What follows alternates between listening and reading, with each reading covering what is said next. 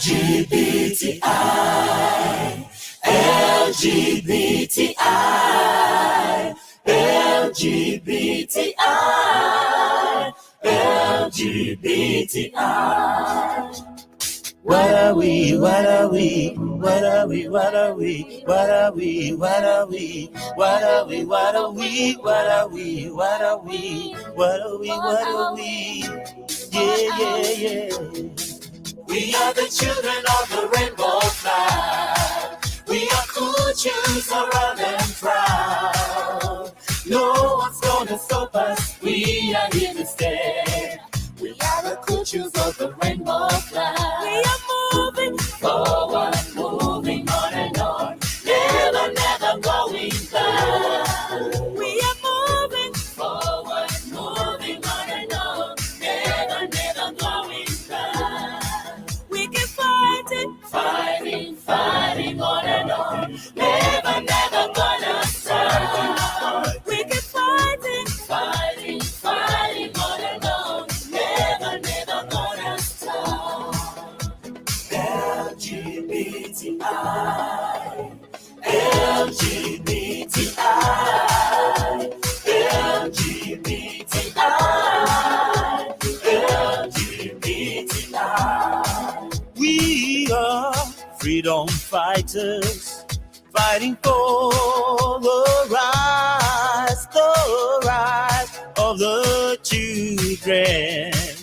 children of the rainbow flag. What are we fighting for? Fighting for our rights. What are we fighting for? Fighting for our rights. Yeah, tell me what we're fighting for. Fighting for our rights. Fighting for our rights to be LGBTI. We are here to stay. All LGBTI. We are here to stay. All We LGBTI. are here to stay. Oh, Never going anywhere. Children of the rainbow flag. We are proud to be. Yes, the children of the rainbow flag. We are proud to be. Yeah, children of the rainbow flag. We are proud to be the children of the rainbow flag. LGBTI, LGBTI, LGBTI, LGBTI. We are the children of the rainbow flag. We are cool, choose around and proud. No one's gonna stop us. We are here to stay. We are the children of the rainbow flag. We are moving Moving on and on, never, never going back. We are moving. Moving on and on, never, never going back. Oh, we keep on fighting. Fighting, fighting on and on, Fighting. We keep on fighting. fighting, fighting on and on, never, never gonna stop. Oh, yeah.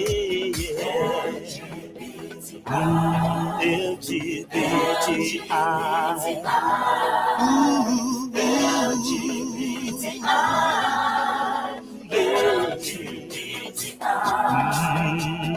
What are we? What are we? What are we? What are we? What are we? What are we? What are we? What are we? What are we? What are we? What are we? Yeah.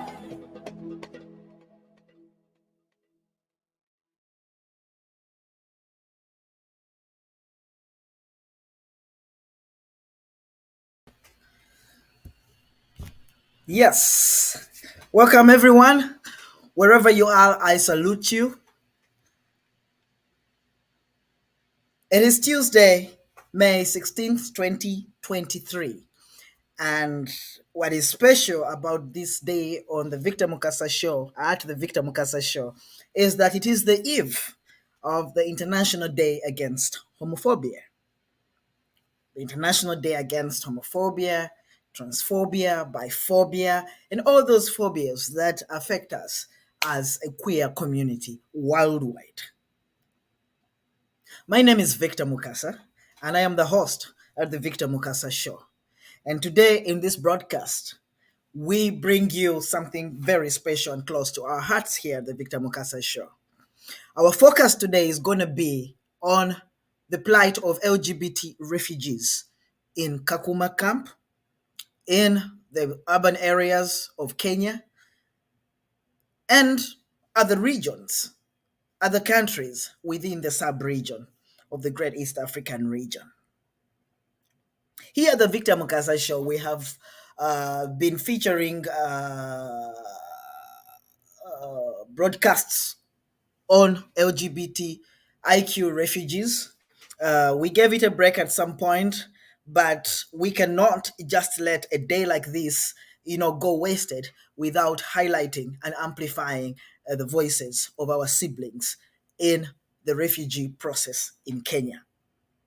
You must all know that right now in East Africa, we are suffering a very big disease. It is becoming an epidemic, and that is the rising up of anti-gay bills. Very, very life-threatening bills. In Uganda, it was already passed by the parliament and awaiting the president's signature in order for it to become an act or be signed into a law. You must know that in Uganda, things are already bad. The levels of homophobia have increased. There are more attacks on LGBTIQ people in Uganda. There are about more than 150 reports of attacks since February of this year, when the bill first started being, discussed in the media.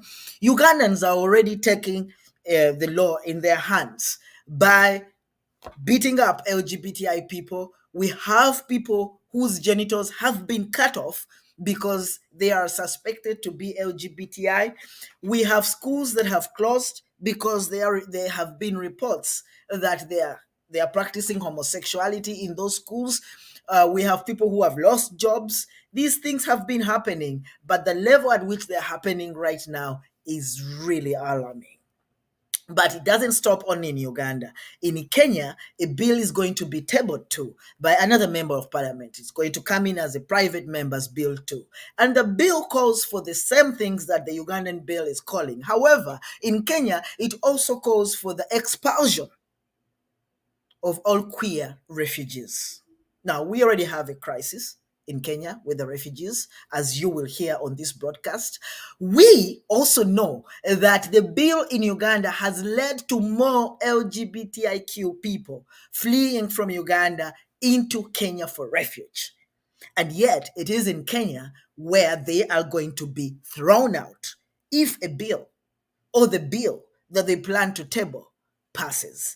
We will hear from our brothers and sisters from Kenya about the updates on that bill, if the bill has been tabled or not. We had reports that it was going to be tabled on May 15th, which was yesterday, but I haven't gotten the reports yet about its standing as we speak right now.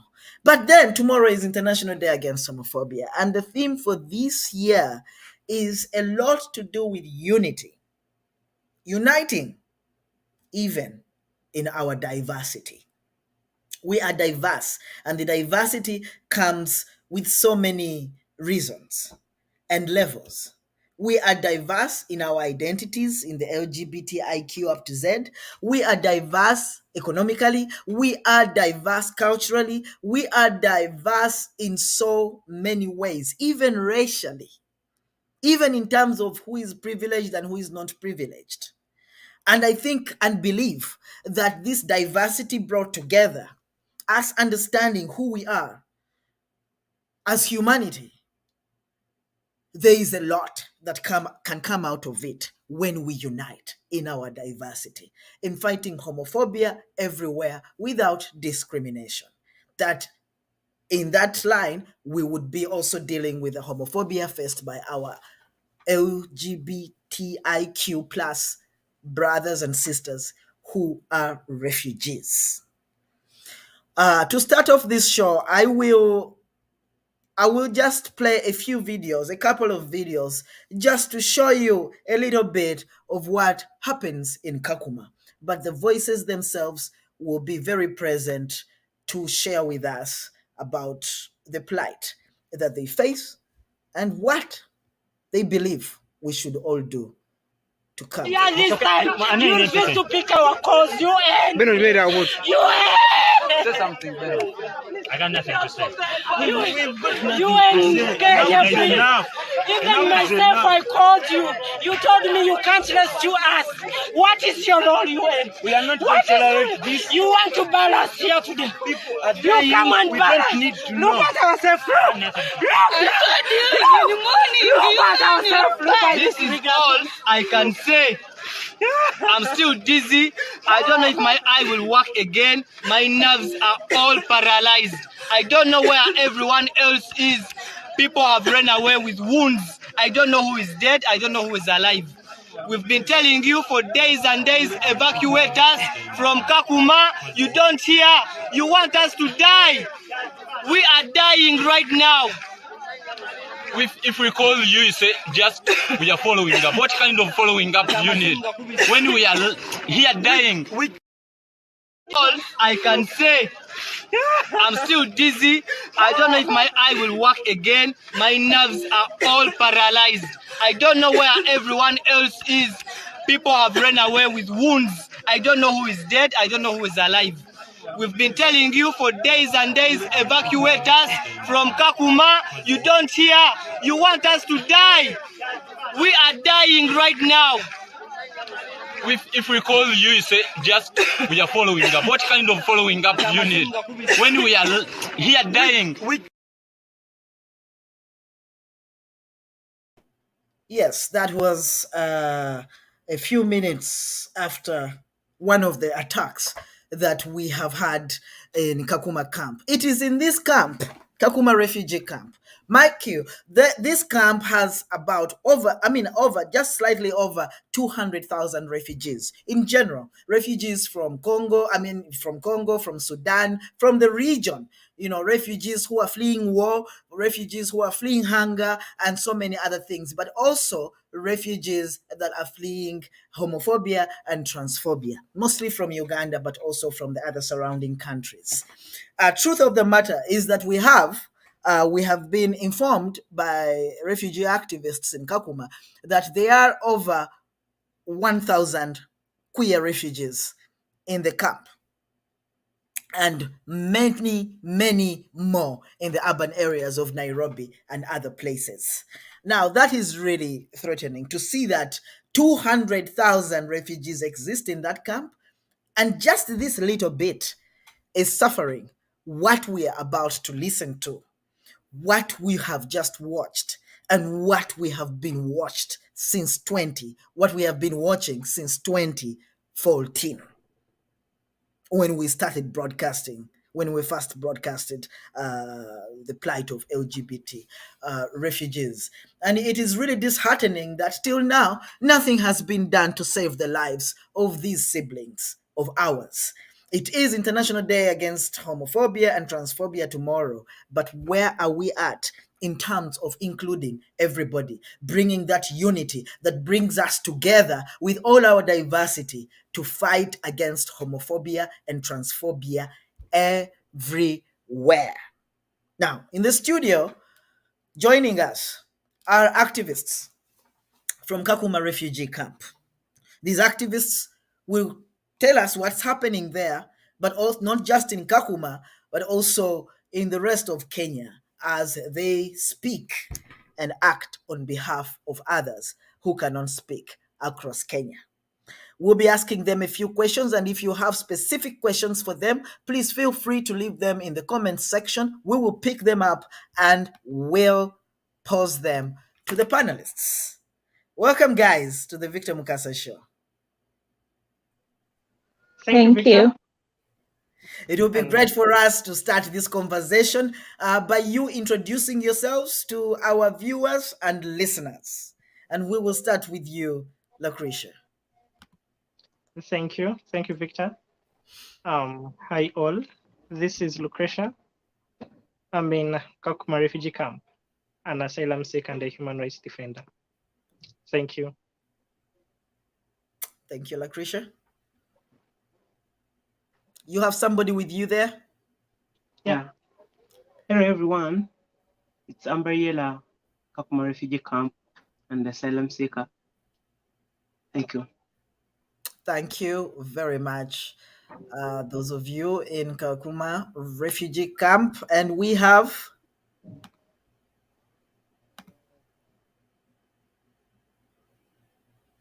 Juliet, you're muted.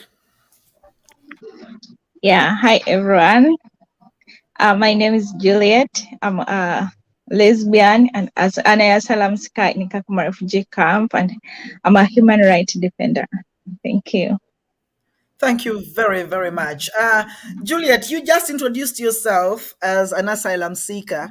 I also had Lucretia say the same. I think that also Amber said the same. What do you mean asylum seeker? Because we have known you, we know you as refugees. What do you mean you're just an asylum seeker, and why are you an asylum seeker today? I mean, at this time, how long have you spent in Kakuma or in Kenya? Um, well, um, like I said, an asylum seeker. I've been in Kakuma for the last 5 years in Kakuma, but the last years, this all time I've been in the camp, I've not done I'm not a refugee yet. I'm still an asylum seeker because I haven't done the refugee status determination. So that means I'm not a refugee yet, and I don't know whether I will be one because it is too long, very long, and UNHCR is not doing anything about it. So I'm not so sure whether I will even one day become a refugee in this Kenya. That makes me pause a little bit, just thinking about the fact that people have been in Kenya for years, and to date, they do not know whether they will even acquire the refugee status. Now, on this show, on this very show, we have watched a lot of videos of attacks, of murders. First of all, people dying. We have watched arson attacks where the whole camp was set on fire. In fact, we have a video.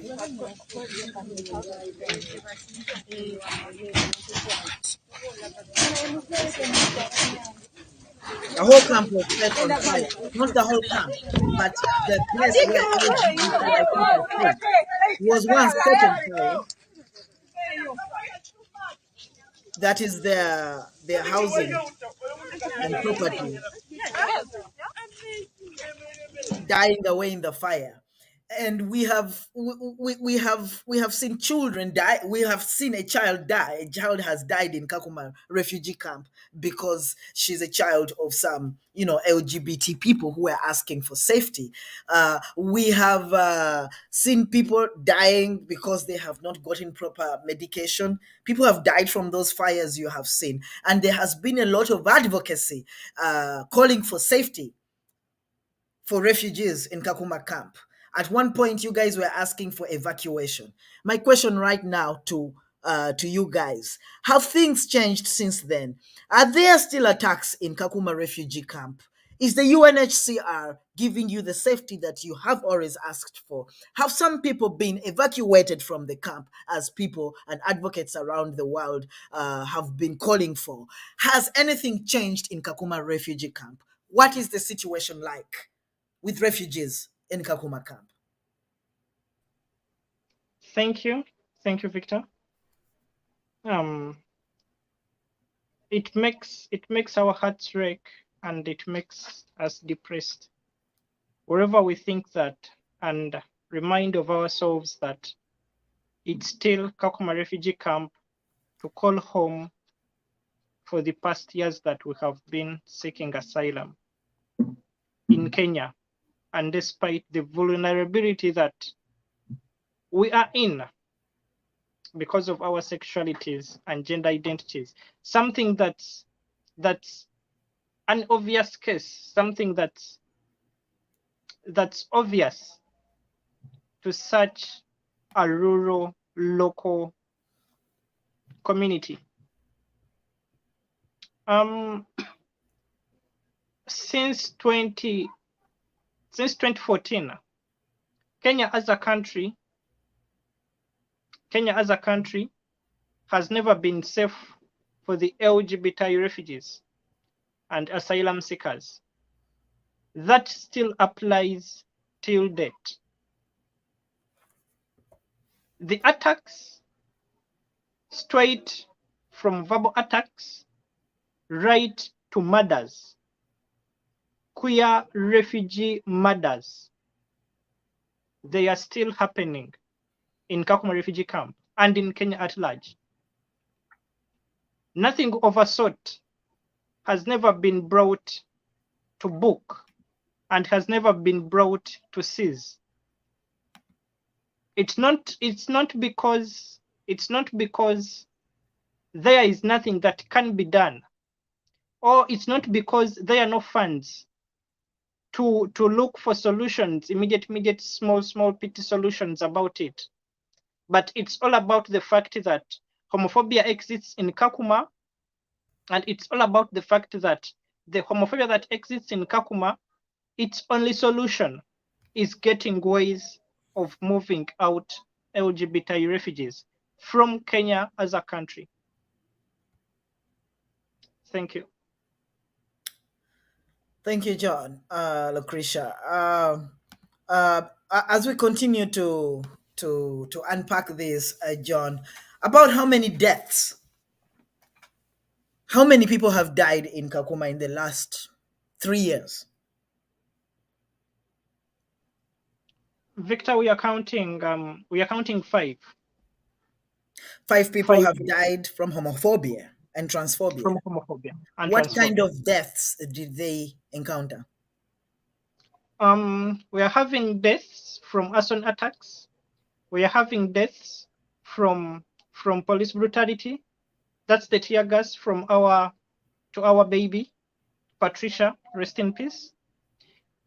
And we are having cases whereby reports haven't been produced, but these LGBT members, they felt sick at a certain time.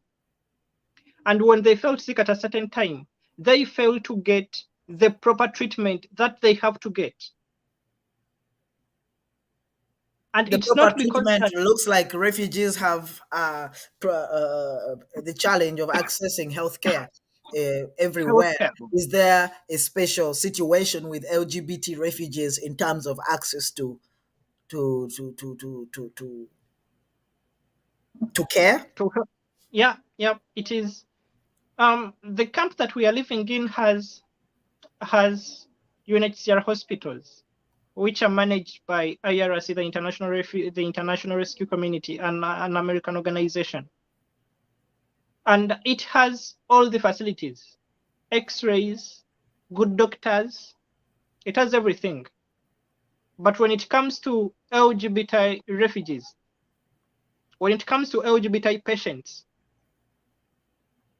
in those hospitals, then these services tend to be useless and ineffective. Why do they chase LGBTI people away when they come for help? What happens most of the times is that you're allowed in the hospital, they don't chase you away, but you're treated in a way that you're going to chase yourself away. Right. Yeah. I got you. It's a challenge for a lot of LGBTI people across Africa, so it is not shock. It's not a shock that is happening. Juliet, I would like to come to you for a second. You introduced yourself as a lesbian. Juliet is a lesbian and is a refugee and an activist in Kakuma camp. Juliet, what is the situation with lesbians? Does it, what kind of violations and abuses do lesbians encounter in the camp? And is there protections for lesbians or women in general within the queer community? If you could unmute yourself. Thank you, Victor. Generally, for the last 5 years that I've been in the camp, there hasn't been any special or anything like to protect lesbians. As far as I'm concerned, I've witnessed people, witnessed lesbians who have gone through rapes, who have been raped, who have been beaten, who have been insulted in on ways when they are going to markets, when they are going everywhere, even the hospitals itself. And this happens whenever it happens, and you go to report to the authorities, to the police stations, and other people who are supposed to take care of us, who are supposed to protect us, they just say, police officers themselves, this is annoying. Why they tell us lesbians, whenever you go there to report, they tell us that you should get married. Leave this whole stupid thing you are calling yourself that lesbians. Why does a woman help you? They come up with such annoying stuff, telling us what to do, telling us how we need to be in men's kitchens and the sinks, washing utensils and taking care of men. Lesbians has not been helped. I've seen many of them go through hard situation, like giving birth to unwanted babies. Because here, even if you don't even want to produce, when you are raped and you want them to help you, and you remove it, they can't even give you that medicine. They hate us in the way that they want us out of this country, I think. Because it's mostly when we go to hospitals, and we go to hospitals, and they know us. I don't know how, but they recognize the LGBTs, they recognize lesbians. They tell us that we should go away, go and leave their country. And this is commonly in the hospitals and in the police stations. They tell us to walk away the way we came. Because right now, that was then, but right now what they tell you is that you can go away. They don't even, nowadays, they can't even give you an OB, even if you go to report. They don't even write down your case. That's how far they've gone. So some of us even stopped even reporting. We stopped reporting. Lesbians are being raped in Kakuma, but you will not report because nothing is done about those cases. Exactly. Yes, that's the situation we are in now. I'm sorry. Because even we even fear to go to the police to report what's happening to us. So people, I've seen some of them has gone mentally ill. Yeah, some of us, we don't even know. Someone can, this too much trauma has caused more harm. I've seen people even walking away when they are mentally ill. We don't know, God knows where they are right now. They go mad, seriously mad. And there is this one lady who was sick. She came when she was pregnant, and she was just a new arrival. When she arrived here, she got I think she was still in the reception, and she was assaulted by someone there. So when she was taken to the hospital, they said that her child is dead in the womb. So they operated her, and later she got she started to get some complications, and they started treating her with the bad medicine. So she ran mad. Right now she's mad. We don't know even where she is right now. She walked, and she tried to go to JRS, but everything, she was not helped. Right now we don't even know where she is. So in that way, many people has faced this. It's too much trauma. So people have not just died physically. A lot of people have died. Their souls have already died. Their spirits are dead. Because when such things happen and nobody holds your hand, you're likely to die in the spirit. Yeah. Feel hopeless. I'm Yeah. sorry to hear that, and that you have to share that here. I will go to Amber right now, and I wanted to ask you. I've had, we've just listened to somebody giving a testimony about what is happening to queer women in Kakuma camp. What about trans people?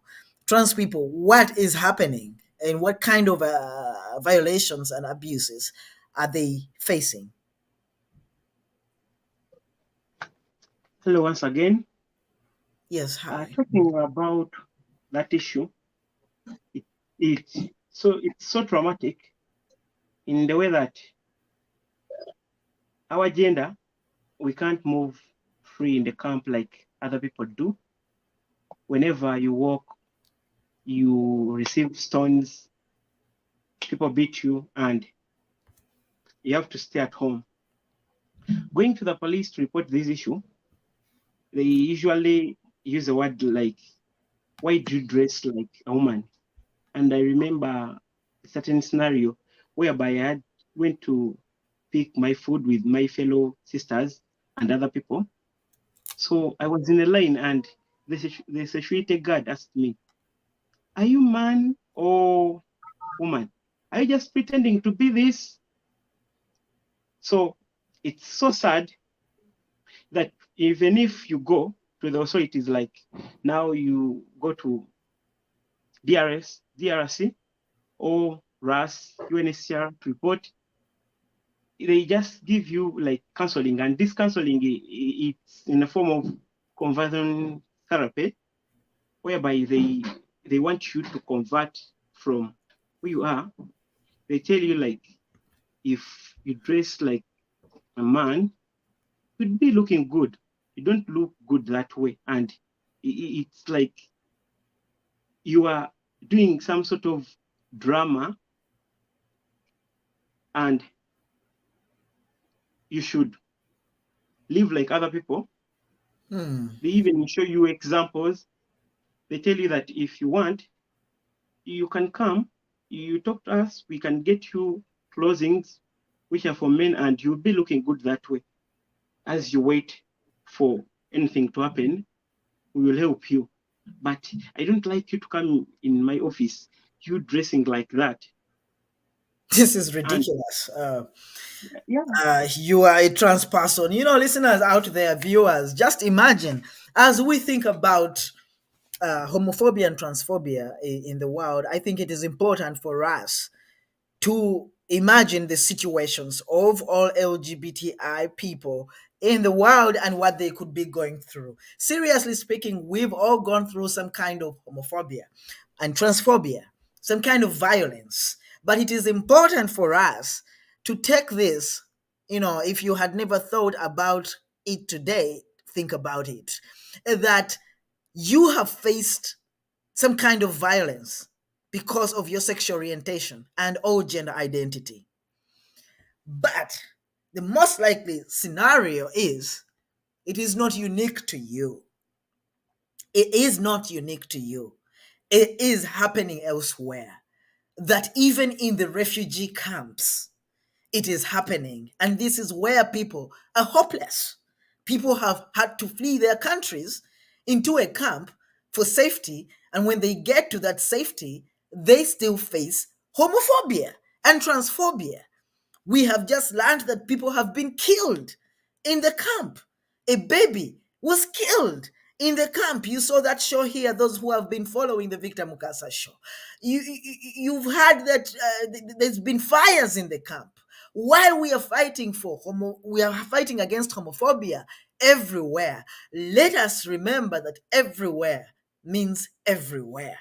Today on the African continent, there is a camp in Kenya where there are LGBT refugees and they are dying and they are facing arson attacks. It is things that you have seen that don't require us to get there. It is things that we should put by now. It should be on our on the list of things that we should be looking into. The bills are rising up and we are all rising up against them. But fire is burning literally in Kakuma camp, and we should all rise up to fight this fire. to stop the murders, to stop the discrimination, to create safety, to call for the evacuation of LGBT refugees out of that camp. I'll say less because they are here, the refugees themselves. And I wanted to ask you, Lucretia, the situation in Kakuma sounds very, very, very, very threatening.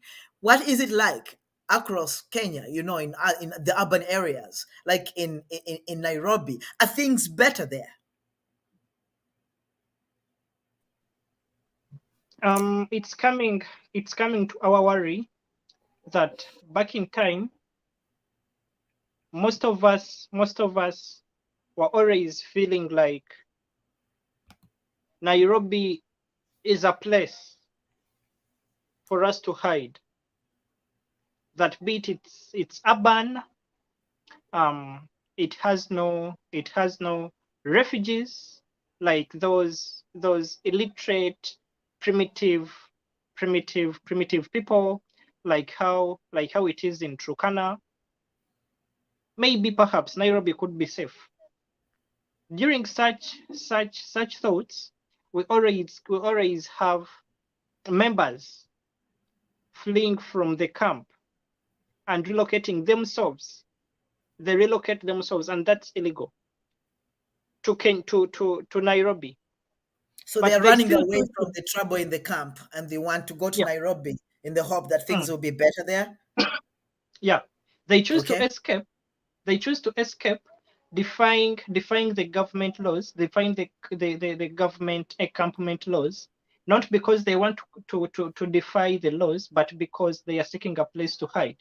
But what happens is that even Nairobi that they are running to, we have got several deaths there. And the recent death happened around 1 month or 3 weeks back now.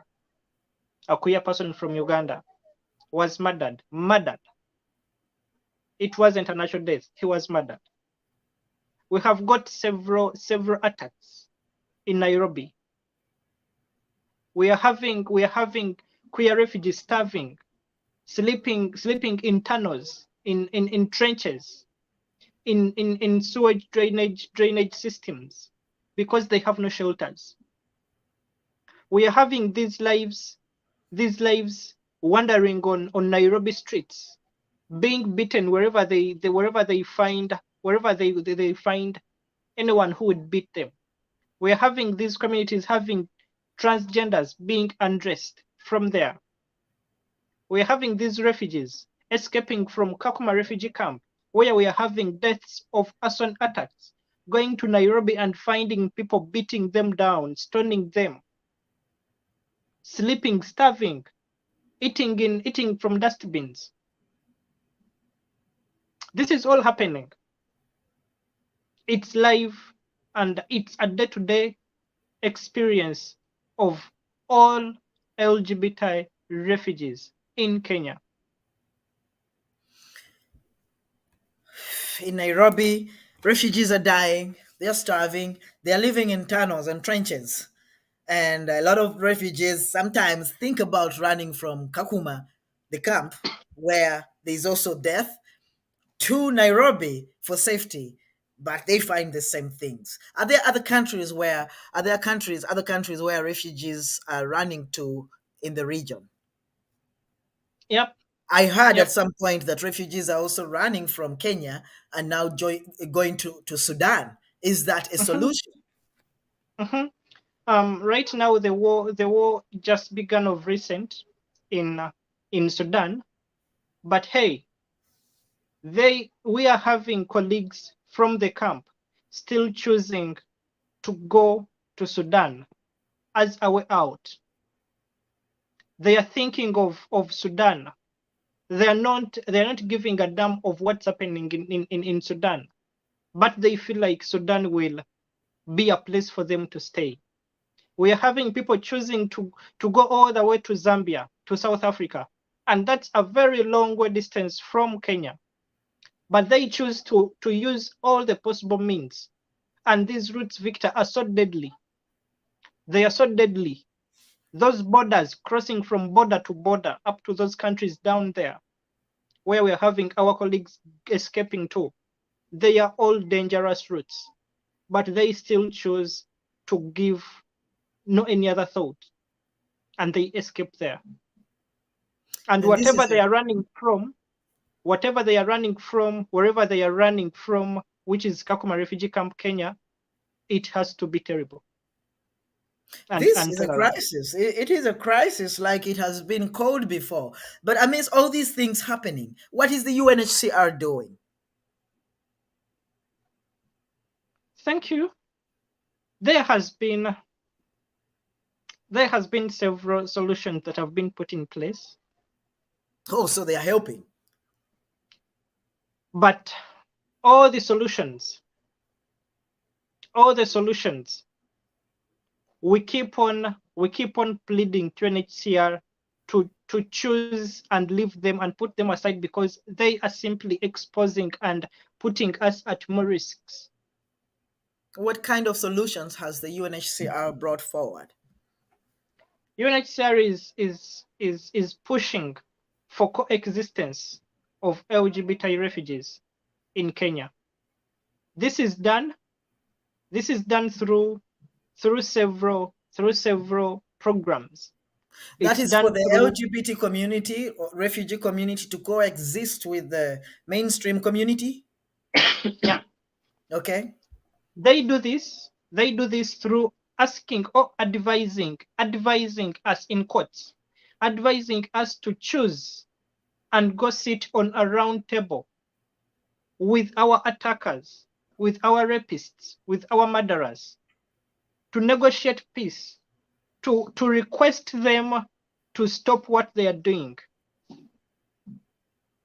That's one of the solutions that they are having. They say, UNHCR says that if we do that, we shall get at a certain time where we shall be at good terms with everyone in the camp. Are the communities willing to live with you? We don't bet on that, Victor, because what we have suffered is enough. For the years we have been suffering all that, it's enough to tell us that, hey, you're not loved, you're not welcomed, and we shall never do that.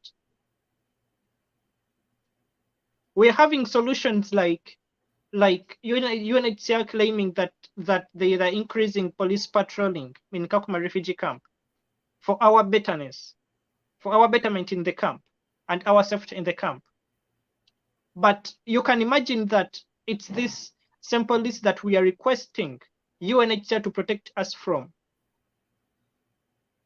UNHCR is putting in place programs like the Kaloboye settlement programs, whereby all refugees are going to be integrated in Kenya, and that's not excluding those with LGBT profile.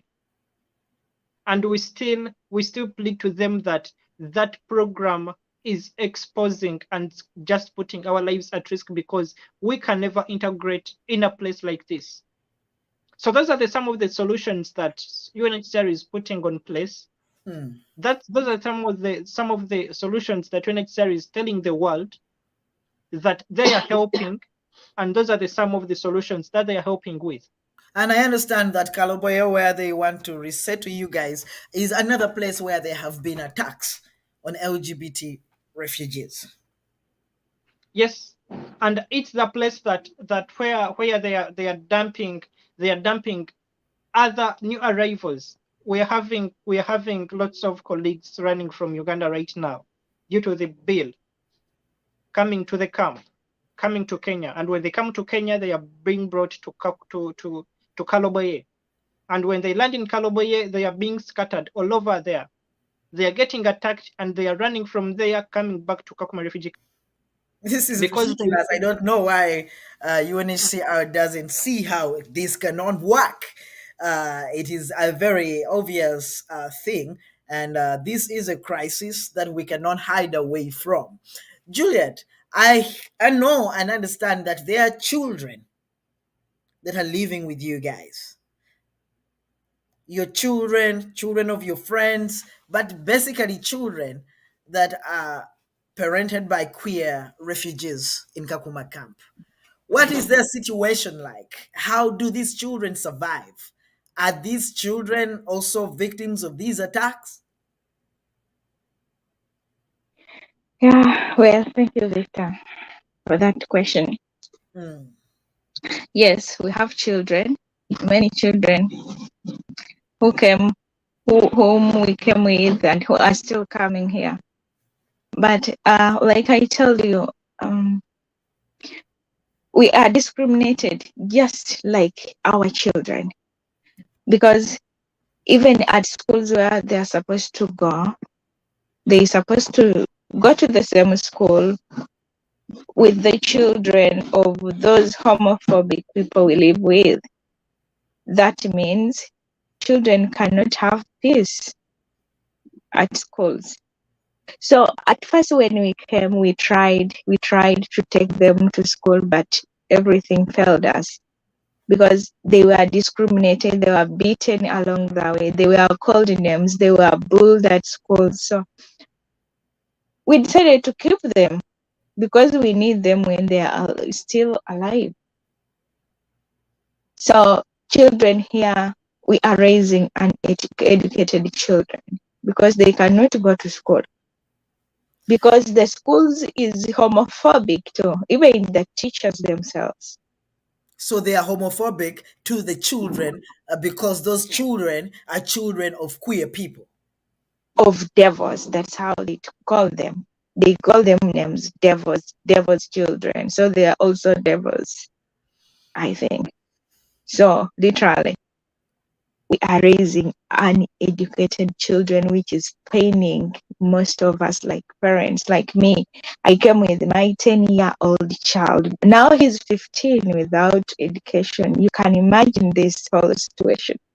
Like, as a parent, it's heartbreaking to see your children just there with nothing. It's like we are in a cell whereby we have nothing to do about it. Victor, it's very hard. It is very hard. I cannot say that I know what is happening there, but just the knowledge that that is not okay and that is not a way human being should, the dignity of people has been taken away. And viewers out there, these refugees have been reporting these violations for quite a long time. It is been years now, and we are still talking about the same issues. When do we make this a priority? When do we prioritize saving the lives of people who we are talking to today but might not even be able to speak to them tomorrow because they have been attacked? Their attackers are fellow refugees, people who fled their countries to seek safety in Kenya. It is in that very camp that they are being attacked by fellow refugees. It is that in that very camp that they feel they have been abandoned by UNHCR. It is in that very camp that they are being attacked by the very people who should be protecting them, the Kenyan police. Are those not things that we speak against, that we fight against everywhere? We are joined by another activist here. Canary, will you introduce yourself? Yeah, hello. Yeah, can you hear me, Victor? Yes, we hear you clearly and we see you very well. Yeah, it's very nice seeing you guys here. Juliet, John, and Ambarella. It's so nice seeing you guys. Yeah, so Canary, you have been in Kakuma refugee camp. That does not look like Kakuma refugee camp that I know. yes, I'm right now in Canada. Thank God. Thank Yeah, God. I'm in Thank God you Canada, made it. Vancouver. Congratulations. Thank you so much, Victor. But you lived in that camp and faced it all. Oh my God, that camp, Tebajinyongera, that camp is really very bad. very bad place to live for the LGBTQ community. It's really a very bad place, I can say. The How camp long where ago did you leave Kenya?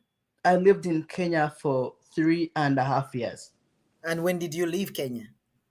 I left Kenya on 4th of April 2023. So you're just above 1 month. Sure. So Canary is fresh from Kakuma refugee camp, which Mm, means what Canary talks about today is I actually happening in Kakuma refugee camp. I have everything because most 99% of the people who are in Kakuma right now, the LGBTQ people, find me there. So I have every information about the camp. The camp is really very hostile. Can you As far share as with us your personal experience in that yes, camp? the camp is very hostile as far as the LGBTQ community is concerned. Uh, Kakuma is a place whereby LGBT people cannot express themselves. It's a place whereby LGBTQ people are oftenly attacked, more oftenly attacked. They are discriminated by the people who are meant to even give them protection. Because you've seen instances whereby officials telling you to change your sexuality in order to receive assistance. There is forced conversion therapy going on in Kakuma. People are being told to change from being gay to straight by the officials. I have proof. LGBT people are being looked as people who are nonsense, people who have no value in the community by the officials. In Kakuma, one cannot freely express him or herself. We've gone through a lot of intense persecutions in the camp. We have gone through a lot of torture. People have been cut, like serious, and authorities have not come out to condemn any man of persecutions on LGBTQ people. We've continued to face a lot of attacks in Kakuma refugee camp, and we've cried to the world. It is UNHCR supposed to protect LGBTQ people because they're the primary source, but they have not played their part. Canary, one time you told me that when you manage to cross over from that Mm, hostile environment, you will mm. need reconstruction of your leg. Did you leave Uganda with a problemed leg and entered Kakuma, and now finally you have gotten a chance to work on it? I left Uganda when I was very okay. My legs were not disabled. I was not disabled by that time. But when I reached Kenya in the homophobic Kakuma refugee camp, I was brutally assaulted and I was pushed into a long ditch. My right leg got broken and the bones got broken and dislocated. And to date, I'm still feeling pain. However, I'm now safe in Canada. I think most likely by the beginning of next month, I'll go for treatment So you and went surgery. to Kenya with both of your legs functioning Sure. very well, and Mm, in Kenya, you lost in the refugee camp. You got a homophobic attack. You sure. were thrown into a ditch, and you injured your leg. Yes. The I bones saw. inside my leg got broken and dislocated. I saw another video that you did, and perhaps we should share that with our viewers about another attack on another person Yes. whose eye was plucked out. And I that's will. it's very saddening. Yeah. So That person is still. what is the challenge? What is failing? Uh, what Mm, is failing? I think what is failing is the authorities are not acting their mandate because I expect UNHCR to give solutions to the suffering vulnerable LGBTQ refugees. I'm imagining a situation whereby a gay refugee has been attacked and his eye has been plucked out. Victor, you can imagine that situation. You have two eyes, well, but you get a homophobic attack and your eye is plucked out with a knife, a sharp knife. They cut your head, you have wounds all over. Your eye gets blacked out. You can imagine that trauma. For the rest of your life, you live without an eye. It's very traumatizing. The guy has no eye right now. He's in pain. He went to UNHCR Nairobi and he was told, we cannot help you right now because your case is in Kakuma. When the guy came to Kakuma, he went to UNHCR compounds, the officers of UNHCR compounds. He was told, we cannot help you right now because we have no help of you. We don't have any of your help, rather. And he was told to choose between Kakuma and Kalaboya settlement. For the starters, Kalaboya is an extension of Kakuma refugee camp. It's just few meters away from Kakuma camp. It's still in Turkana area, a very homophobic people in Kalaboya as well. So it's really very, very bad on ground there in Kakuma. People are being mistreated by the officials. They are not acting their mandate. I don't know why. Because people are really suffering.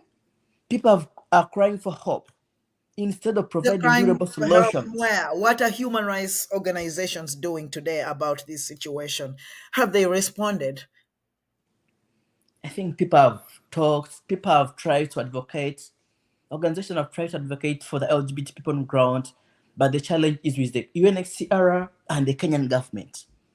A lot of bureaucracy, a lot of politics going on, a lot of politics.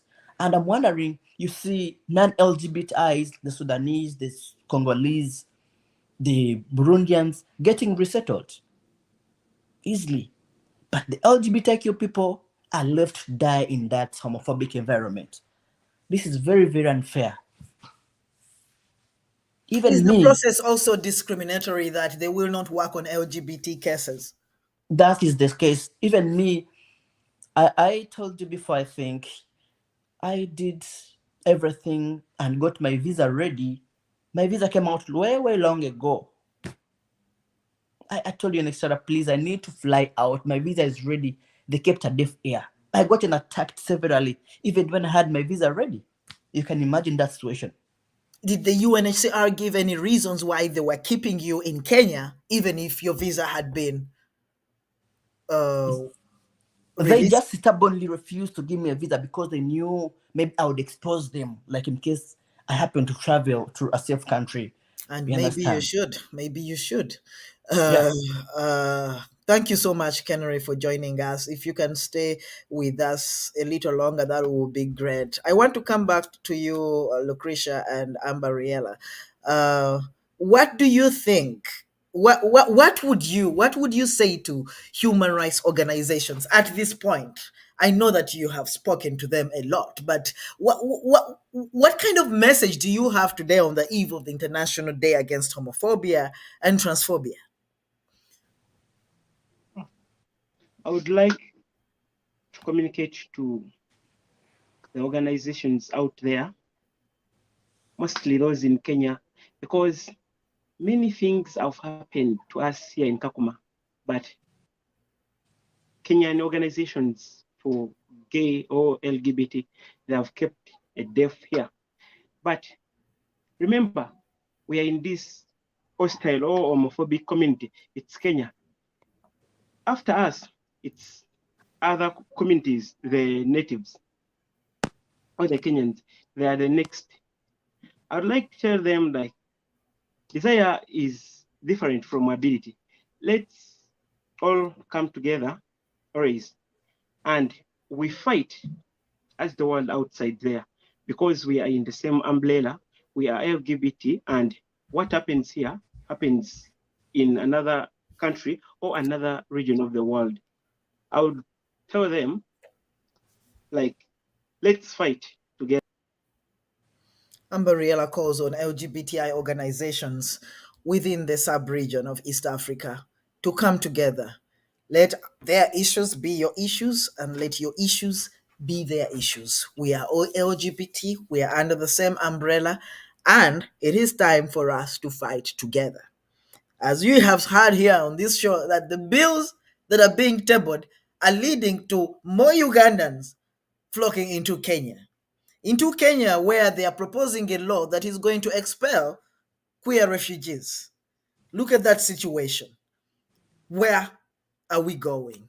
Juliet, what would you say to organizations today, human rights organizations?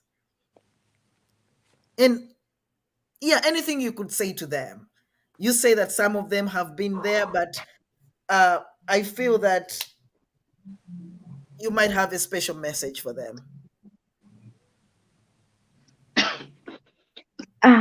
Well, for me, I know out there are people.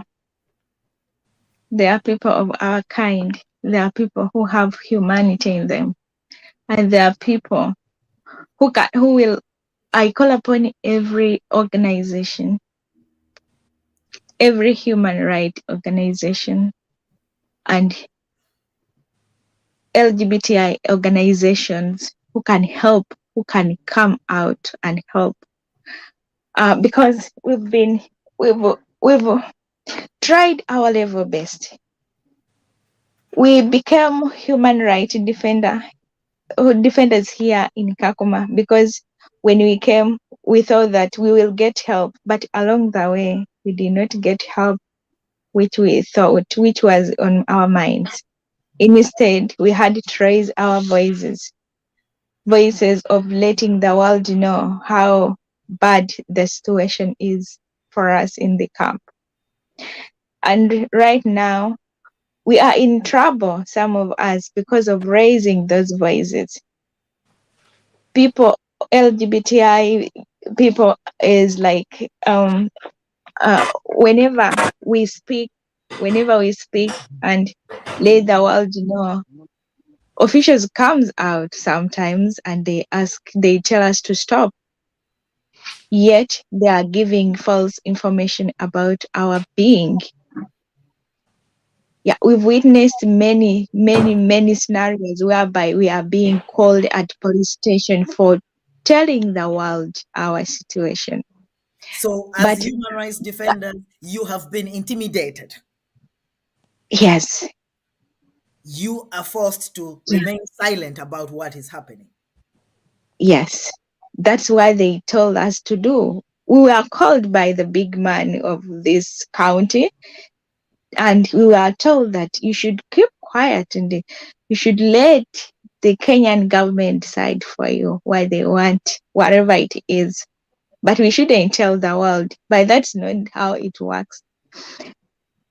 Me as a lesbian and a mother whose children is perishing and who's having a family here, because these people right here in Kakuma refugee camp under this umbrella is the family I have. I call upon everyone out there who can come out. Now, right now, people can be sponsored.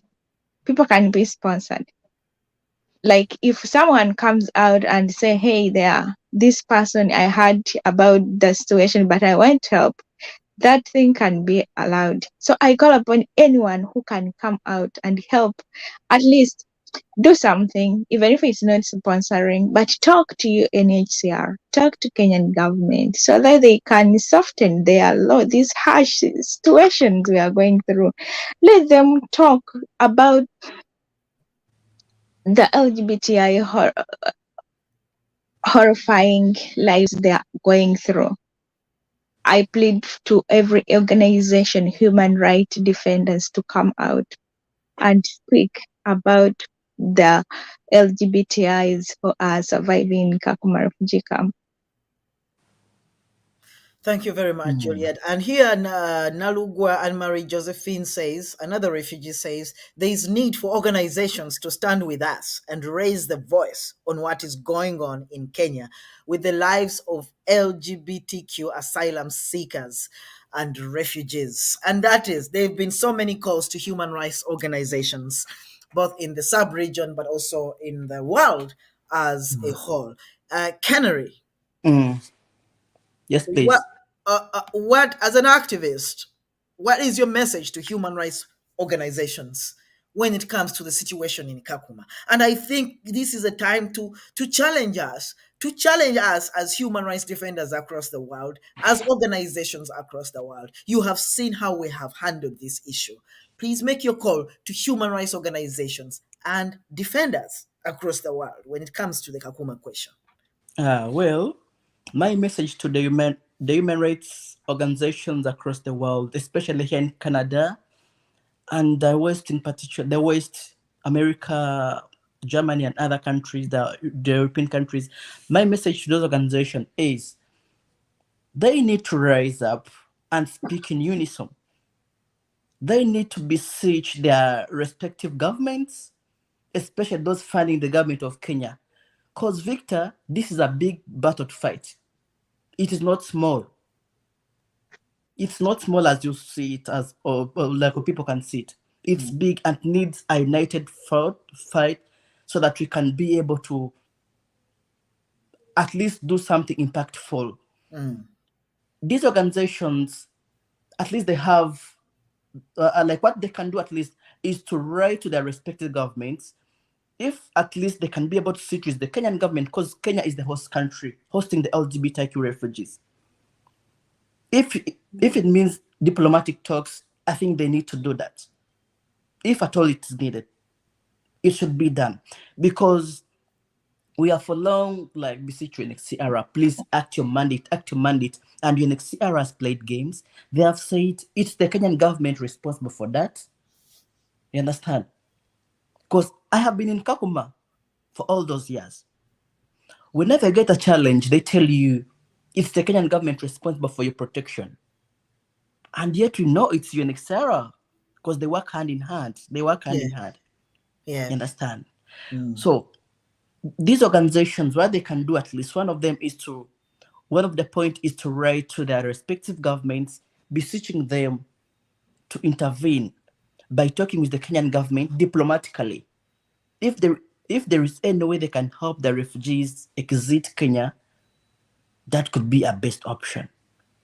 Then the second issue is continuing to raise the plight of refugees in Kenya. It is not only Kakuma, but only Nairobi. Victor, we have refugees in Nairobi, LGBT refugees in Nairobi, who are right now suffering in Kakuma, like in urban areas. They have no food. People are resorting to sex work for survival.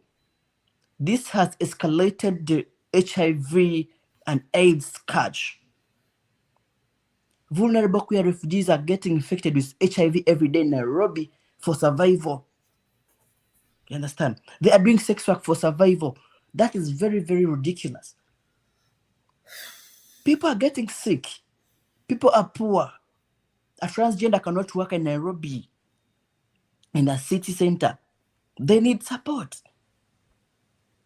They need safe houses where they can stay. But these all options are not available for the refugees in Nairobi, the LGBT refugees in Nairobi. You understand? So I think organizations need to come up. They need to speak in unison so that LGBT refugees in Kenya as a whole, they can get resettled to safety, because that is the only durable solution, Victor, because there is integration cropping up. I'm total against LGBT integration in Kenya. This is very weird. It does not solve the problem of homophobia. It does not. And yes.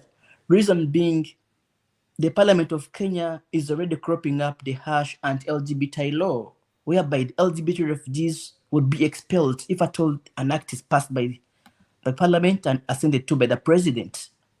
It is really very strange. And you know that with the laws now that are cropping up, they don't require even the signatures of the president. Once citizens hear, once they hear that a bill has been proposed, they straight away think it is a law. Just like we are saying in Uganda. We are waiting for just a formality from the president, but the Ugandans have already taken the law into their hands. For them, they believe a law has been passed. So if the bill is being tabled in Kenya, most likely many Kenyans are beginning to believe there is a law.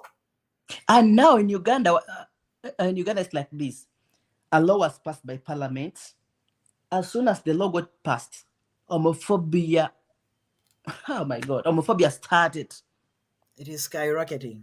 We have people in Uganda who have been chased off their homes by their landlords, simply because the landlords are also in fear, because there is a clause whereby a landlord will also be imprisoned should he or she be found to be housing an LGBTQ person.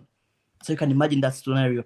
And they're running away from Uganda to Kenya, from the frying pan to fire, because people are running away from Uganda to Kenya, whereby the process is taking very long. People are not being given attention. And so the crisis is just going to get bigger. And thank Absolutely. you, Canary. You brought up a lot of issues, and one of those ones that I want to stick on is support from the human rights world, human rights organizations. Mm. And I have had reports that there are organizations that have said, directly to activists that, uh, you do not qualify as a human rights defender uh, because of your refugee status. And I wonder if John also can chip in on this. That is there any criteria? I don't know how to term this, but Lucretia, are there organizations that are finding it very difficult to help refugee activists, for example, to support their work and to protect human rights defenders who are dealing with these issues? Victor, And it's why? it's What sad. reasons are they giving? Victor, it's sad that amongst the many human rights organizations, especially LGBT human rights organizations, we're having these same organizations responding to us with responses like, "Hey, you're refugees, and we don't deal with refugees. However much you're LGBT, but due to your refugee status, we are not able to deal with you." Do you And feel like this they are goes, saying you're no longer LGBT because you're a refugee? mhm, mhm, mhm. That's what their response says. That be it that you're a refugee, however much, yes, you're transgender, but you're a refugee. We don't deal with you. And this crosses over to those who have to come out and speak for others. You could make a request of immediate relocation. LGBT activists and activists all over the world always face immediate safety relocation needs, and they really need immediate relocation. And we also land into that. However much we are refugees, but we are advocates and activists. We also land into that scenarios. You reach out to an organization that's mandated to do that, and the best response they could give is that, "Hey, you told us that you do very good activism out there," and you're like, "Yeah," and they ask, "Where are you?" And you're like, "I'm a Ugandan residing in Kakuma refugee camp as an asylum seeker," and they're like, "Oh, we are sorry, we can't deal with you because of your status." Then that means that your status has eroded away the fact that you're an HRD and you're no longer falling under their mandate. Victor, this all comes back to us with trauma that makes us feel like maybe we made a mistake of fleeing, but hey, we had no any other option to flee. It makes us feel like we made a very wrong decision to seek asylum. It makes us feel like we made a very stupid option to seek asylum because our status is depriving of us most of other other help, other support that we might have got as LGBT. It makes you feel like being a refugee, you will not receive support from LGBT organizations because most of them have said we do not deal with refugee issues. Victor, we also reach out to other organizations. You can reach out to an organization and you're requesting for food. For food, Victor. You're requesting for food.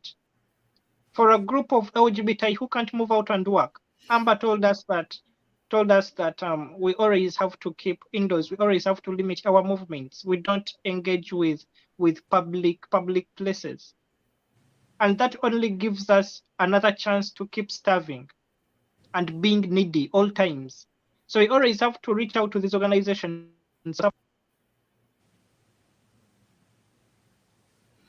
This is very heartbreaking. When you hear that even when the refugees seek out support from organizations and sometimes individuals, I mean, I wanted them to say it themselves, but I have been also responded to in the same manner by some organizations where I said there are people that are gay. And then the organization says, yes, that's terrible. And they need support. And then they'll say, definitely, they need support. That is what we do. And then I say, and they are refugees. And then it all changes.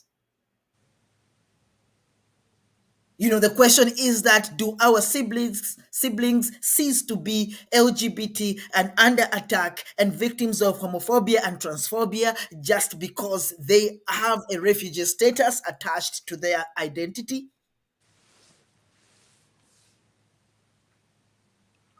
Victor. Yes. Please come in. Yeah, I like what you're saying is true and right. Some of these organizations are like most of them, like once you tell them, you know what, I'm a refugee, maybe I'm in Kenya, even if someone was ready to help, once he listens the words or once he gets to know that the person is a refugee, he'd be like, no, refugees, it's covered, UNHCR covers everything. And this thing has very much hindered our advocacy. It has so much hindered our advocacy because organizations think UNHCR is mandated to cover everything, including protection. That's what organizations think. Victor, this stuff has really made a lot of setbacks. People have really suffered because of this stuff called, you know, I can seek for assistance from an organization. Then I tell them I'm a refugee. They say, no, it's covered. Even to the point of human rights defenders. You will apply for the funds, they approve like the time comes and they want to approve the funds. But once you tell them I'm a refugee, they say no. You cannot relocate. It's UNHCR. Because they think, to my own thinking, they think UNHCR is a credible organization in Kenya that offer full protection, which is total lie on ground in Kenya. That's total lie. UNHCR does not offer protection to LGBT refugees. They don't offer protection at all because people are continuing to get attacked and authorities are not helping out. UNHCR is just telling the people, keep low profile, keep low profile. For how long will I keep a low profile? For how long will that anthem be sung? This is deep, and truth of the matter is that the message out there to the world, and the reason why I felt compelled to give you this space, is that UNHCR has made the world to believe that they have taken care of the challenges, Sure. that they have given you security, safety and security, that they are feeding you very well, that you have access to the basic needs of life. And they have pushed down that voice that you have, where you're saying we need safety. We need safety. You had demands and requests from UNHCR and from governments. Let us start with you, John. What do you really need as LGBTI plus refugees and human rights defenders who are stuck in Kakuma camp? Victor, we need to find our way out of the camp. We need to find our way out of Kenya. By all means. That's what we need. What does that mean? Because UNHCR says that security has been upped. Is that true? That there is safety in Kakuma, that UNHCR is actually taking care of the safety in Kakuma? Thank you. The fact is that... And if you feel something is not, easy for you to talk about because of your own safety, because we were told already that there's intimidation of human rights defenders, then you leave it. But it is just that I want the world to know that what they have is a lie.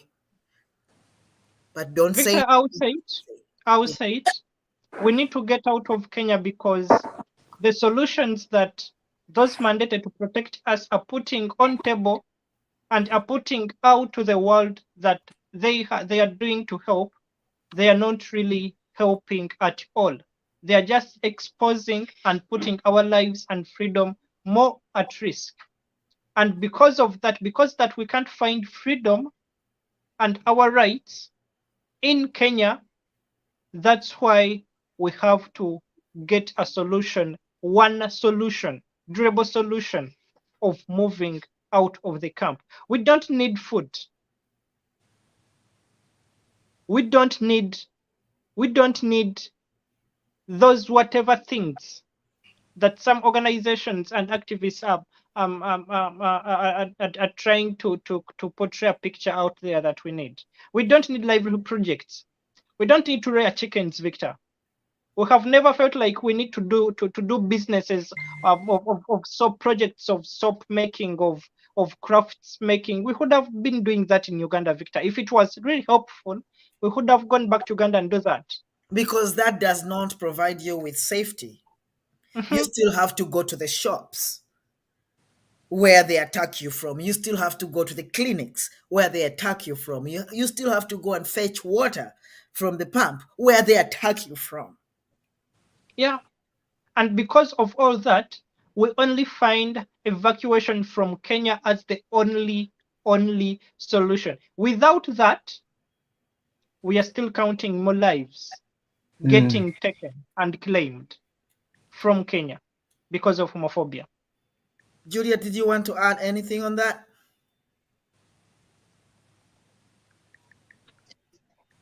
Yeah, Victor, yes. Today, and it's very understandable. Yeah, I'm depressed.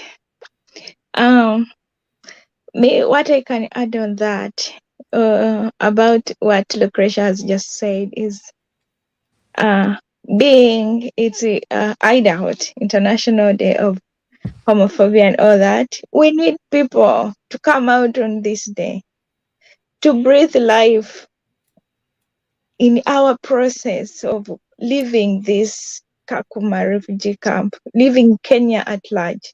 Kenya is not a place for LGBTIs. We need people. We need people who can speak out, who can do something for our safety. We need that to be evacuated out of Kakuma refugee camp, because it will never be a place for LGBTIs. Trust me.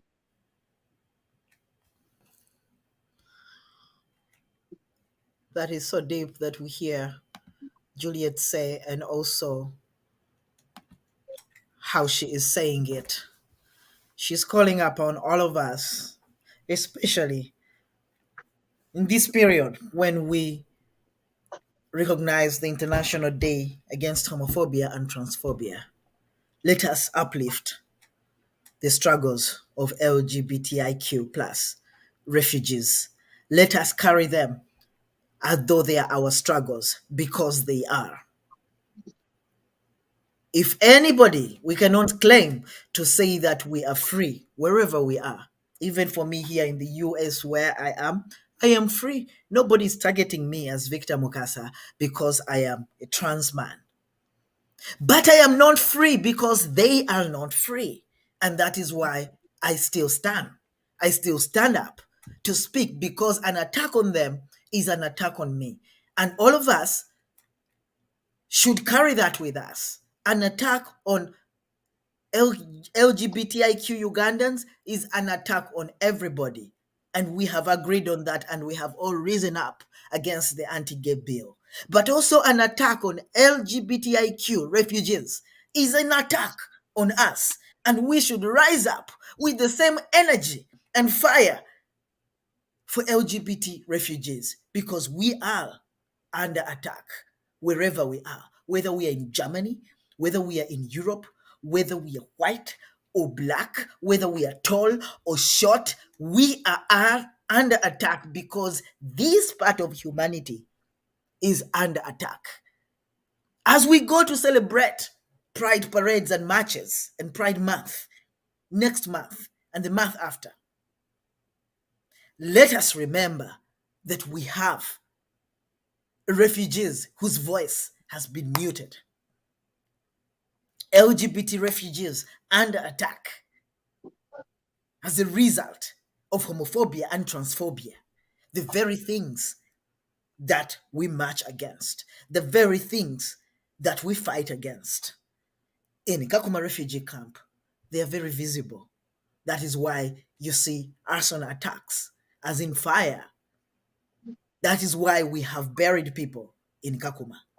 That is why children have died in Kakuma, and even in Nairobi, Kenya, and other urban areas.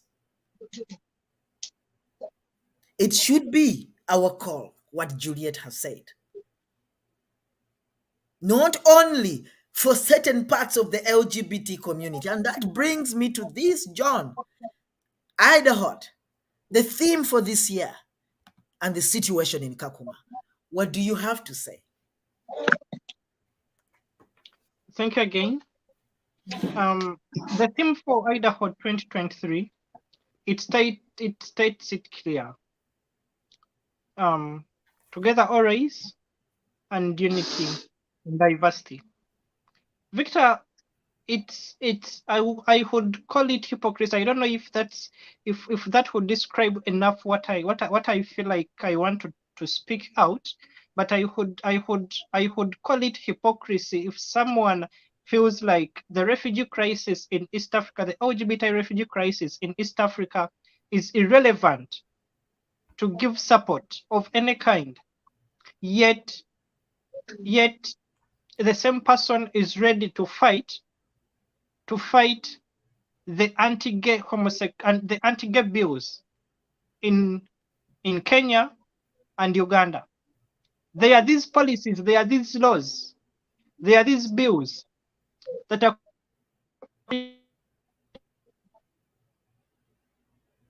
very unfortunate, because I believe that Lucretia had a very, very important point to raise. She was talking about, she was thinking that she would call it hypocrisy if somebody is not going to engage with the refugee crisis in Kenya because it is a refugee crisis, and yet they will be ready to engage with the anti-gay bills within the region. The very bills that are driving people into Kenya for seeking refuge. Lucretia, if you're back, please drive your point home. So I'm back. Yeah.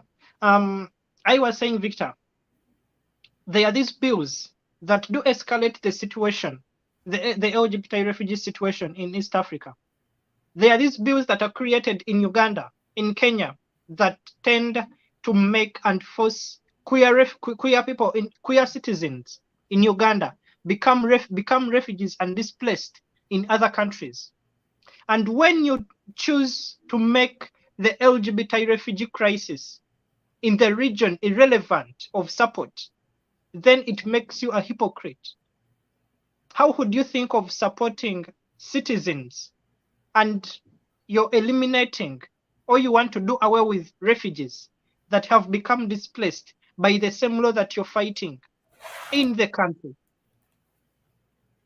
So my message to the world on this day, I would call on LGBT human rights organizations, activists, foundations to please stand in solidarity.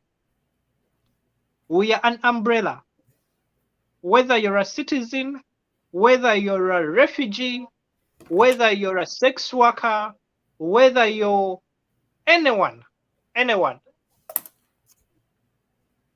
we are all potential victims to all this mess that's all around the region and on the continent. And if we decide to do away with one group of people because of their status, because of their irrelevancy, because of their skin color, we are having organizations that are focusing on other countries and not on Africa. We have reached out to some organizations for sponsorships, and they are still telling us that they are still on Ukraine and Afghanistan. It's not bad, but we are still also losing lives, and we are in Africa. So that's, we need to be included. We need to feel like we are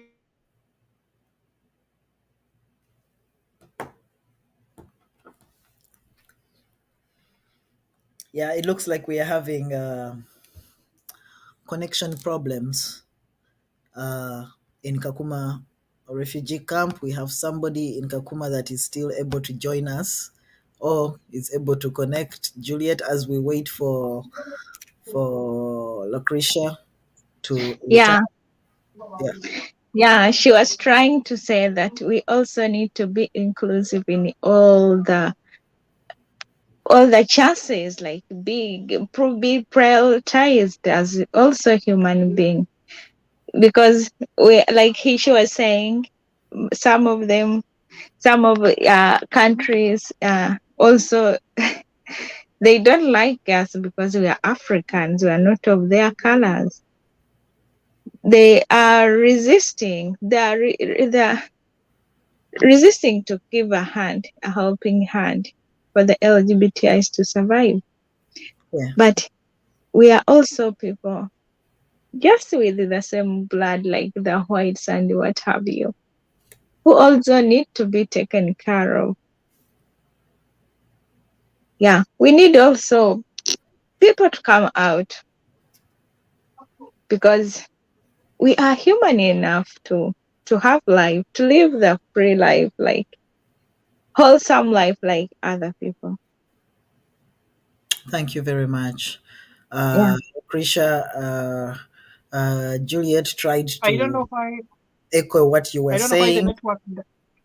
Yeah, It's thank you, homophobia. Juliet. Actually, it's homophobia.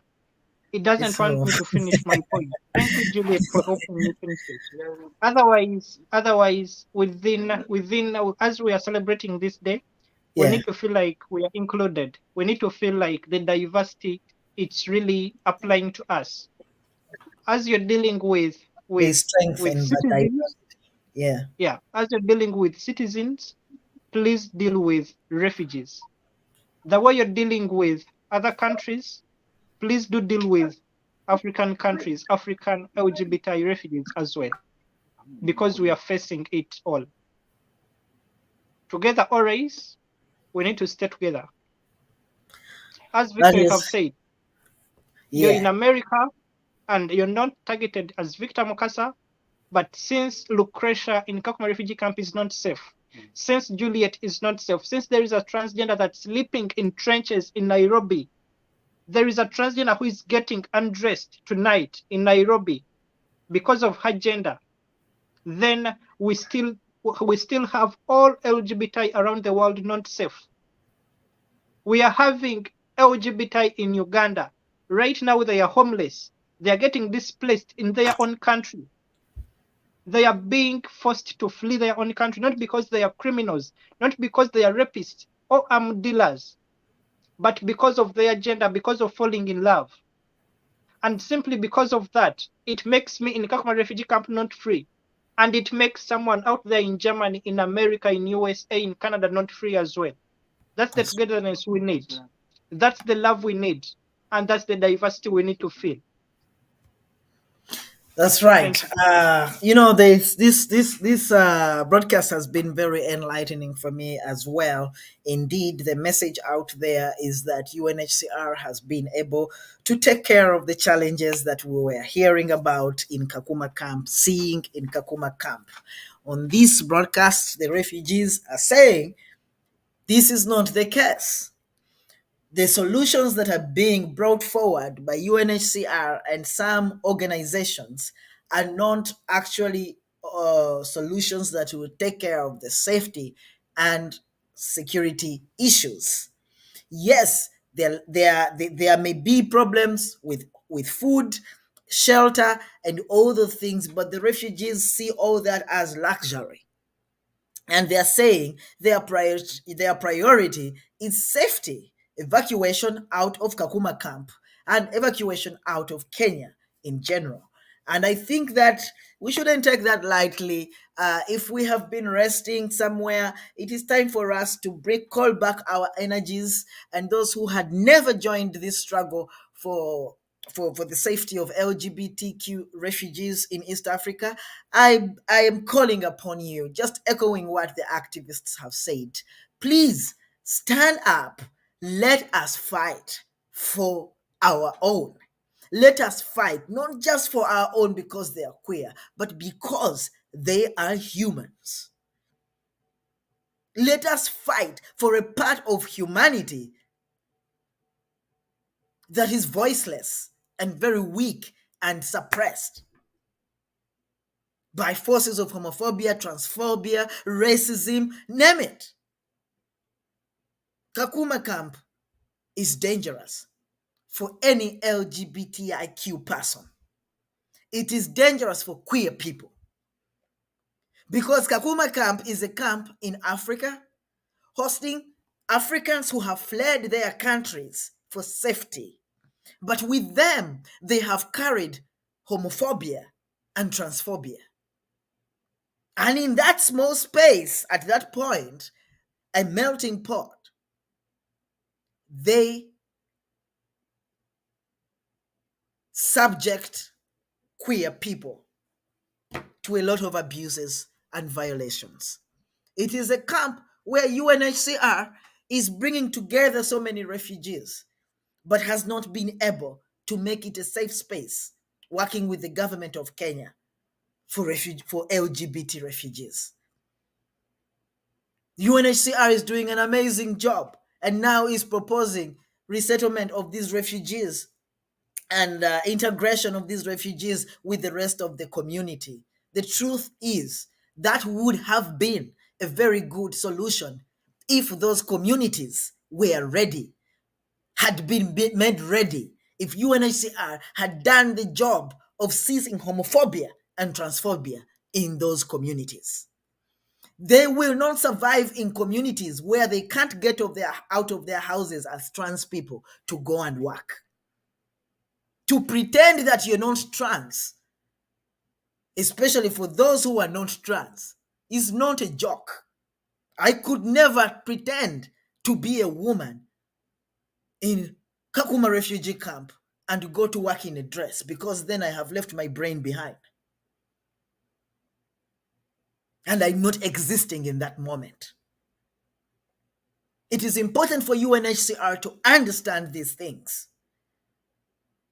The solutions that they are giving them, as you have heard for yourselves, will not work for queer refugees. If a refugee who fled war somewhere can be resettled in that manner because nobody is going to be attacking them for the reasons they were being attacked in their country. But a queer refugee is going to be attacked by this very refugee and this very Turkana person because of homophobia and transphobia.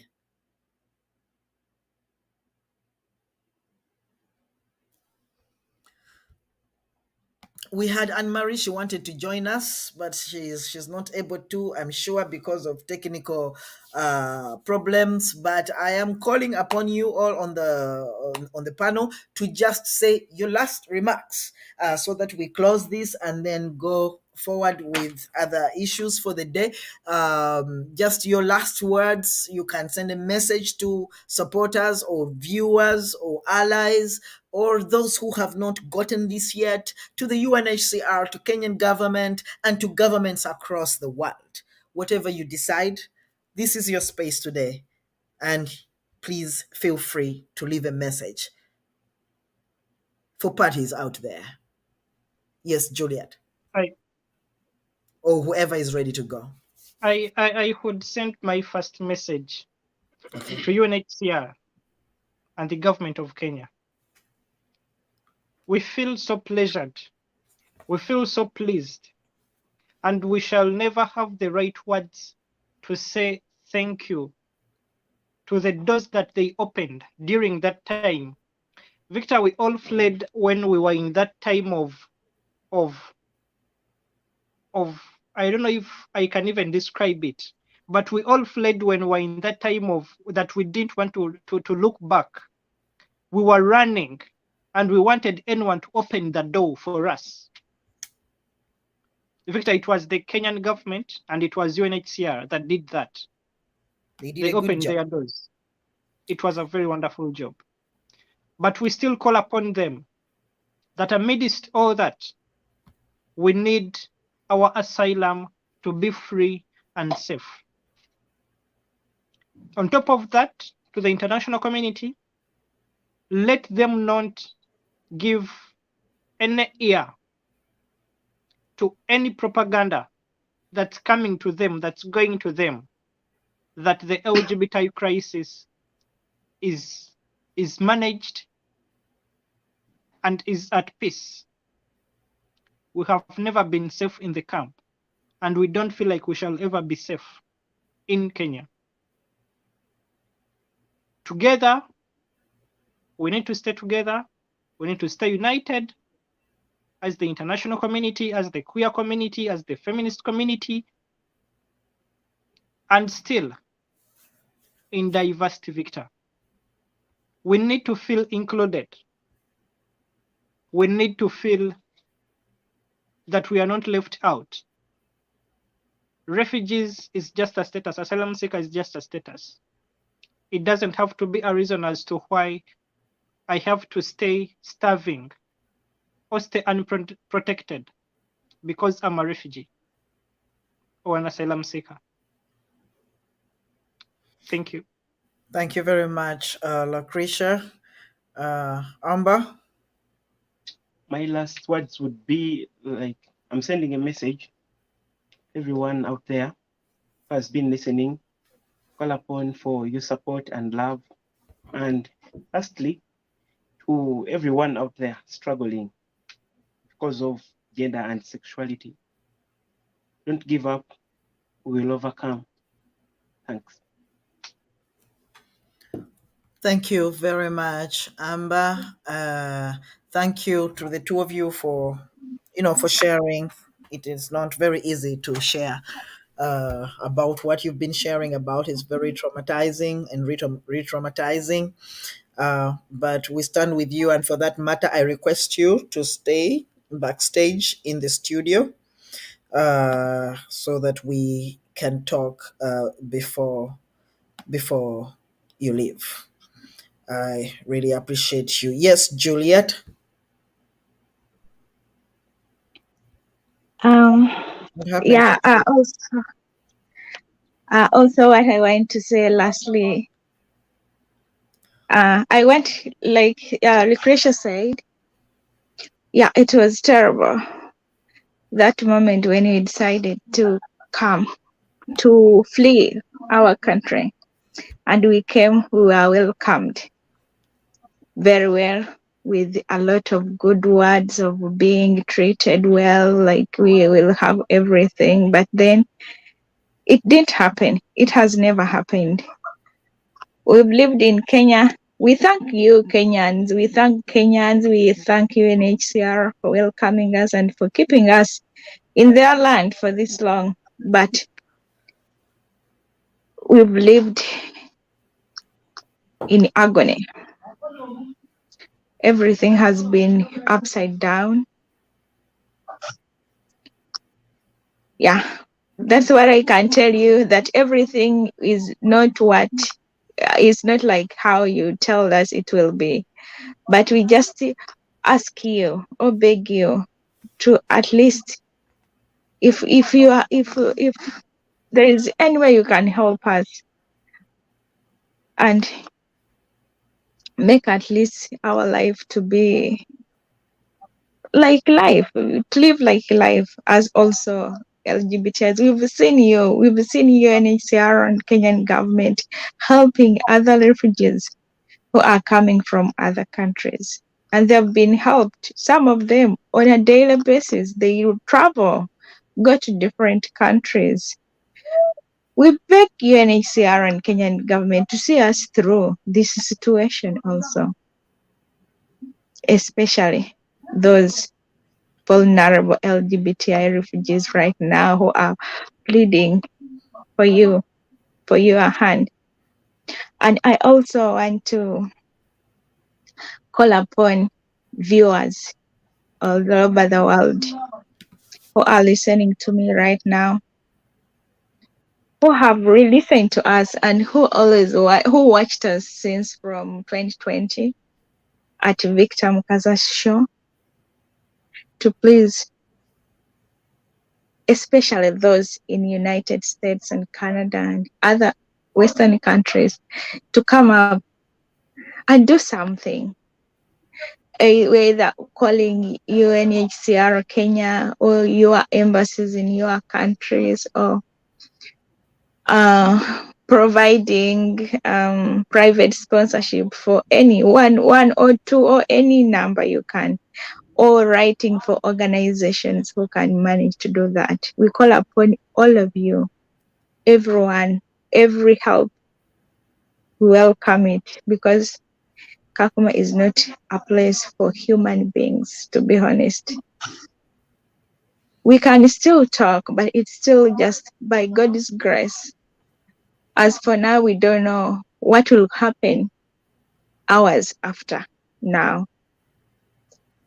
So we call upon everyone who can do anything to help, who can put life, who can add something, who can talk on our behalf, who can speak for those who are voiceless. Whatever you can do out there, viewers all over the world, please do something. If you want to reach us, you might not know how to reach us, but you can always reach to Victor Mukasa, who has been in this race with us. He's in United States, but as if he's in the camp with us, because he has been here since we began suffering this journey. He has been in this struggle. So whoever who wants to come out to help through Victor Mukasa, you can help. Who wants to know more about Kakuma Refugee Camp, you can always reach to Victor Mukasa and he can tell you what to do. And those who can write to UNHCR Kenya and the Kenyan government, you are welcome. Thank you. And enjoy the day, the Idaho, all over the world. I know people are going to celebrate, but I don't know what will happen to us, because I tell you, very early in the morning tomorrow, here it's a Tuesday night, and tomorrow, Wednesday, is the day, 17th. It will be tomorrow. And Sure. Kenyan police is going to be here waiting to see what will happen, because they know they don't want anything to be done here, especially something which can show that we are being mistreated. Very homophobic people. Thank you very much, Juliet. I know you to sound stronger than you are right now, and it just breaks my heart to see you this way. I know that this is really breaking you, and I'm sorry that this is how you're feeling. Please stay in the studio also, so that we continue to talk after the show. But thank you so much for sharing these very difficult things to even share. And I hold Okay. you in my heart and Thank you, Victor. love you. Thank you. Love you, Ma. Um, and Canary, Wow. you're the one It really. closing this. If you can Mm, just close it in a few words, making your mm, calls final, and we call it a day. yeah, Victor, thank you for this show. Thank you so much for organizing this, and thank you for having a good heart of remembering our fellows. It's our duty as human rights defenders, as LGBTQ activists, to do everything, or to do what we're supposed to do, especially such situations around the world. It's not only Kenya, but other countries as well, other places, including our own Uganda. You know the situation on the ground. That's right. Yeah, but it's very sad to see a vulnerable refugee pleading that I plead to you, and Sarah, please. You plead, Begging. and yet the organization is paid. The organization, sorry, is mandated to give full protection, to provide services, durable solutions to the refugees. LGBT people need to get resettled out of that place. We don't need anything to or any other way. People need to get resettled out of Kenya because Kenya is homophobic. We cannot integrate in Kenya. That's another thing.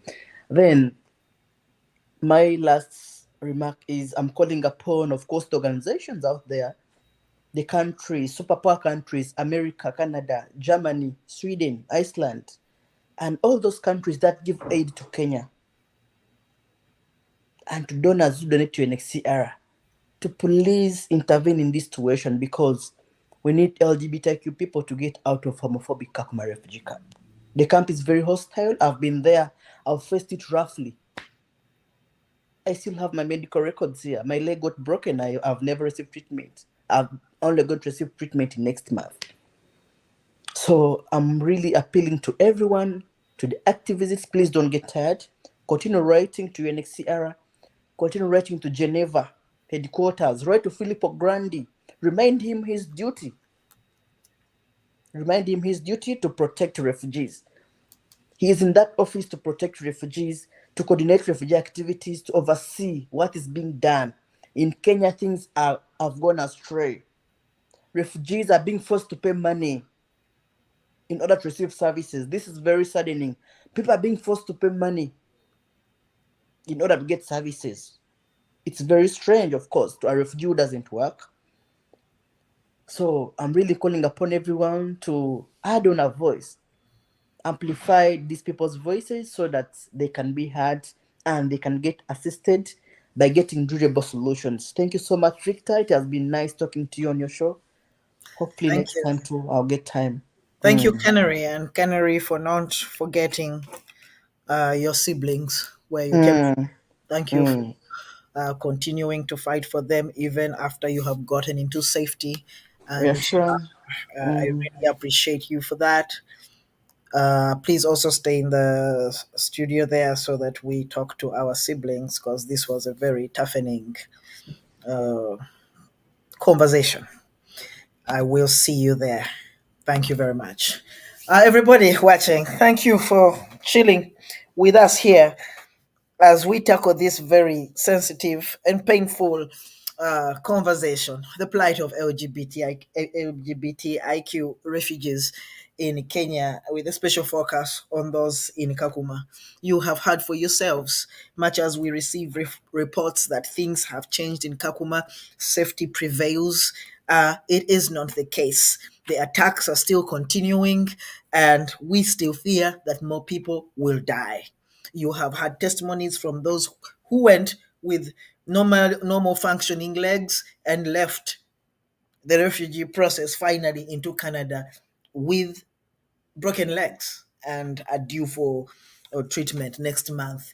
You've heard about children, a child who has died, and other queer people that have died in Kakuma because of homophobia and transphobia. The same has happened in Nairobi. We have heard that in Nairobi, LGBT refugees are sleeping in trenches and tunnels. We have heard that many of them have resorted to commercial sex work where they are contracting a lot of illnesses, including HIV and AIDS, and many are dying in the process because they have no shelter, have no food, have nothing. Homophobia is on the rise in the East African region. We have also heard that a new bill is coming up in Kenya, a bill which includes a clause where the back of the bill actually calls for the expulsion of queer refugees from Kenya once it passes into law. And you know that we don't have to wait for these bills to be signed by presidents, but as soon as they are tabled, then the citizens believe it is the law. However, the refugees are making some calls, and the main call that I have had on this call is to human rights organizations and foundations across the world, in Africa and internationally. They are calling upon you to not stop calling for their safety, for their evacuation from Kakuma refugee camp and their eventual resettlement to a third country where they can be safe as you have seen Canary over there, who has just been resettled to Canada after a long battle with UNHCR and the Kenyan government. They say, please come out, individuals who are able to sponsor refugees, pick a refugee and sponsor them out of that dangerous situation. Human rights organizations, if you want to get in touch with the refugees, they can now speak. They are able to. Many of them are brave. Please reach out to us. Reach out to me in particular, and I will connect you to those refugees directly so that you speak to them and forge ways of working with them. I thank you for so much for showing up, and may you have a peaceful International Day Against Homophobia and Transphobia tomorrow, May 17th. But please remember to lift up LGBT refugees and their defenders in your celebrations, in your work after that. Thank you very much. Au revoir and a luta continua.